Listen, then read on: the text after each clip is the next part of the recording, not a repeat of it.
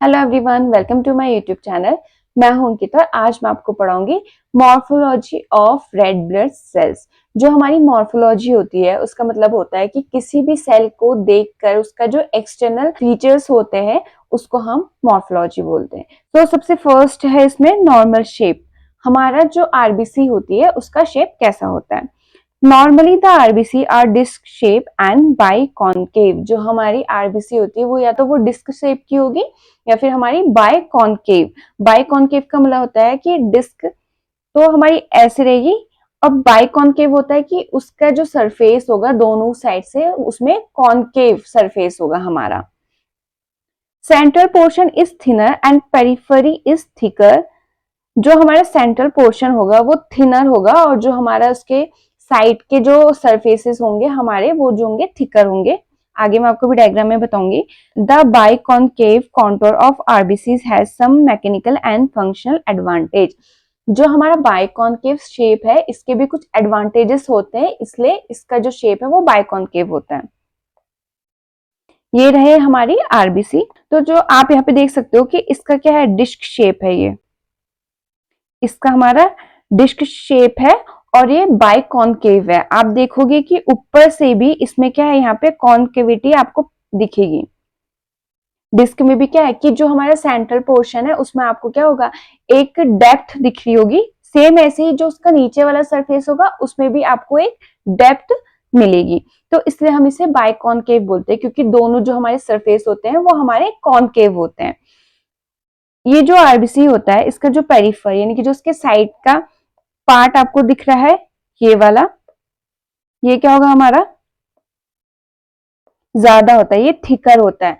और जो हमारा सेंट्रल पार्ट होता है क्योंकि इसमें क्या है, कॉनकेव है ये सरफेस, इसलिए जो होगा वो थिनर होगा। एग्जाम्पल, अगर ये मेरी डिस्क शेप है और इसमें यहाँ पे क्या होगी, डेप्थ प्रेजेंट होगी दोनों साइड से, तो यहाँ पे क्या होगा, इसका जो थिकनेस होगी वो इतनी होगी। लेकिन जो हमारे साइड वाले एरियाज है क्योंकि उसमें डेप्थ प्रेजेंट नहीं है तो उसकी जो हमारी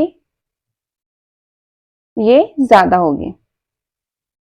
और जो ये हमारा शेप होता है बाइकॉन्केव, इसके हमारे कुछ एडवांटेजेस होते हैं जो अब अभी हम पढ़ेंगे। तो advantages of biconcave shape of RBC. First हमारा biconcave shape helps in equal and rapid diffusion of oxygen and other substances into the interior of the cell. जो हमारा बाइकॉन्केव शेप है हमारा आरबीसी का, वो इसलिए होता है ताकि जो हमारा डिफ्यूजन ऑक्सीजन का, डिफ्यूजन का मतलब है कि ऑक्सीजन जो हमारी है वो हमारी आरबीसी से जो टिश्यू में जा रही है वो क्या होती है, इक्वल हो और रैपिड हो, जल्दी से हो, इसलिए हमारा इसका बाइकॉन्केव शेप होता है। Large surface area is provided for absorption और रिमूवल ऑफ डिफरेंट सब्सटेंसेस।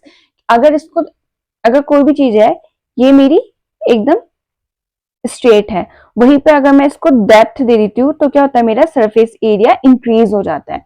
तो यहाँ पे बाइकॉन्केव शेप इसलिए है ताकि सरफेस एरिया जो है इसका इंक्रीज हो और इसमें जो हमारा एब्जॉर्प्शन है हमारे गैसेस का वो इजीली हो और ज्यादा हो।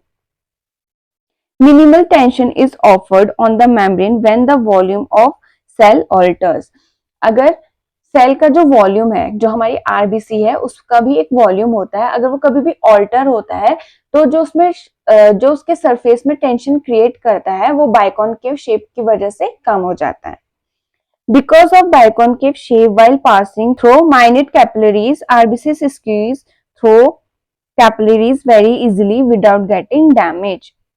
जो हमारा बाइकॉन्केव शेप होता है, एक तो उसका जो हमारा इंपॉर्टेंट रोल है वो यही है कि एक तो एब्जॉर्प्शन सरफेस एरिया उसका ज्यादा हो जाता है बाइकॉन्केव शेप होने की वजह से, जिसकी वजह से हमारा जो ऑक्सीजन है हमारी वो ज्यादा एब्जॉर्ब हो पाती है हमारी आरबीसी में। सेकंड ये है कि उससे जो हमारा टिश्यूज तक डिफ्यूजन है, जो डिफ्यूजन है उसका वो इक्वल होता है और रैपिड होता है। सेकंड ये रहा।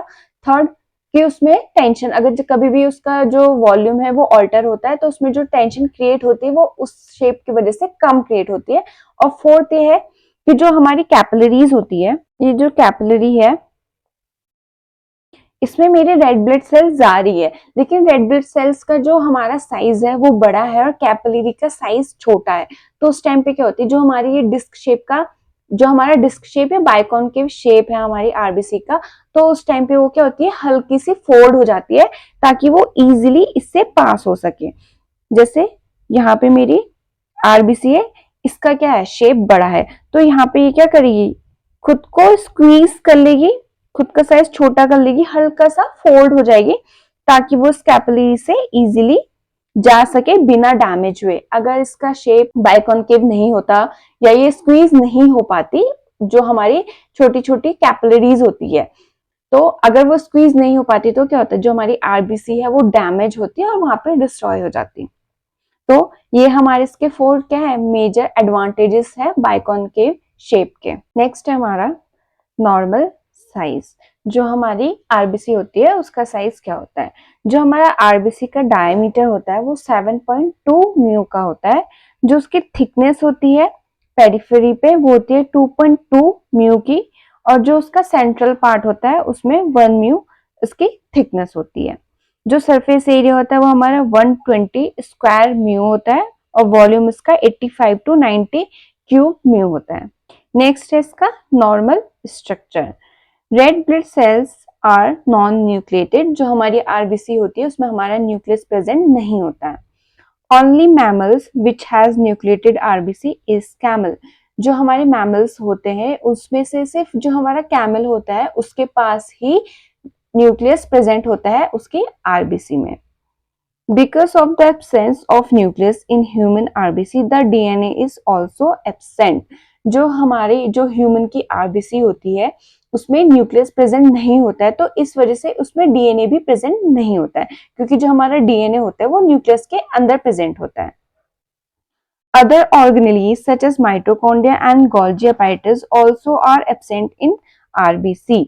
मैंने आपको बताया था कि कुछ ऑर्गेनेलीज भी होती है जो हमारी आरबीसी में प्रेजेंट नहीं होते, जैसे हमारा माइटोकॉन्ड्रिया और गोल्जी अपैरेटस भी हमारा आरबीसी में प्रेजेंट नहीं होती है। Because of absence of mitochondria the energy is produced from glycolytic process. क्योंकि इसमें माइटोकॉन्ड्रिया प्रेजेंट नहीं होता, माइटोकॉन्ड्रिया जो है हमारा एटीपी प्रोड्यूस करता है जो कि एनर्जी का सोर्स होता है। तो अगर इसमें माइटोकॉन्ड्रिया प्रेजेंट ही नहीं है हमारा आरबीसी में, तो इसमें एनर्जी प्रोड्यूस जो होगी ग्लाइकोलाइटिक जो हमारी प्रोसेस होती है उससे होती है। ग्लाइकोलाइटिक प्रोसेस होती है जिसमें हमारा जो ग्लूकोज होता है वो हमारा ब्रेक डाउन होकर पायरुवेट में चेंज होता है, तो इसको हम ग्लाइकोलाइटिक प्रोसेस बोलते हैं जिसमें हमारा ग्लूकोज का ब्रेक डाउन होता है पायरुवेट में। Cells does not have insulin receptors and so the glucose uptake by this is not controlled by insulin. जो हमारी आरबीसी होती है, जो हमारी आरबीसी की सेल्स होती है उसमें हमारे इंसुलिन रिसेप्टर्स प्रेजेंट नहीं होते हैं, तो जो हमारा ग्लूकोज का अपटेक है वो हमारा इंसुलिन से कंट्रोल नहीं होता। अगर हम इंसुलिन के कोई पर्सन है जिसके आरबीसी में हमारा क्या होता है, ग्लूकोज अटैच होता है, तो उसको हम इंसुलिन से नहीं कंट्रोल कर सकते हैं क्योंकि उसमें रिसेप्टर्स ही नहीं है इंसुलिन के लिए कि इंसुलिन उसमें अपना काम कर सके। तो ये वीडियो यहीं पे एंड होती है। वीडियो को like, subscribe, share and also hit the bell icon. Thank you.